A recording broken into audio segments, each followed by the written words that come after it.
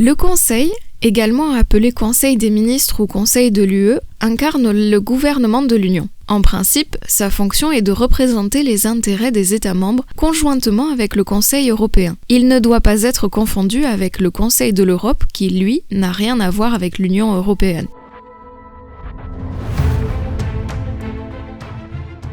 L'alinéa 2 de l'article 16 du traité sur l'Union européenne dispose que le Conseil est composé d'un représentant de chaque État membre au niveau ministériel, habilité à engager le gouvernement de l'État membre qu'il représente et à exercer le droit de vote. En d'autres termes, seul un ministre national est habilité à siéger au Conseil selon la thématique à l'ordre du jour, économie, agriculture, etc.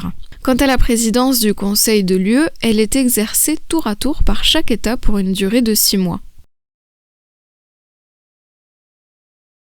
Le Conseil exerce, conjointement avec le Parlement européen, les fonctions législatives et budgétaires. À ce titre, il adopte avec le Parlement européen la législation applicable en Union européenne. Il arrête également le budget de l'Union en codécision avec le Parlement.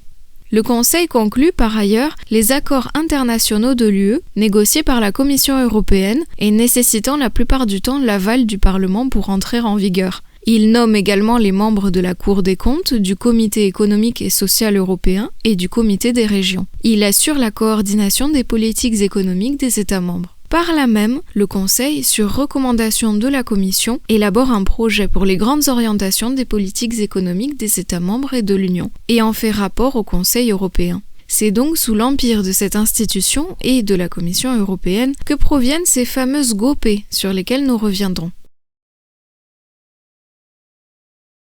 Dans ce flot d'informations juridiques, un élément s'avère particulièrement intéressant: les modalités de vote au Conseil de l'UE. Elles sont au nombre de 3, le vote à majorité simple, l'unanimité et le vote à majorité qualifiée. Le vote à majorité simple est en pratique assez marginal, se limitant au règlement intérieur du Conseil, à l'organisation du secrétariat général du Conseil et au statut des comités prévus par le traité.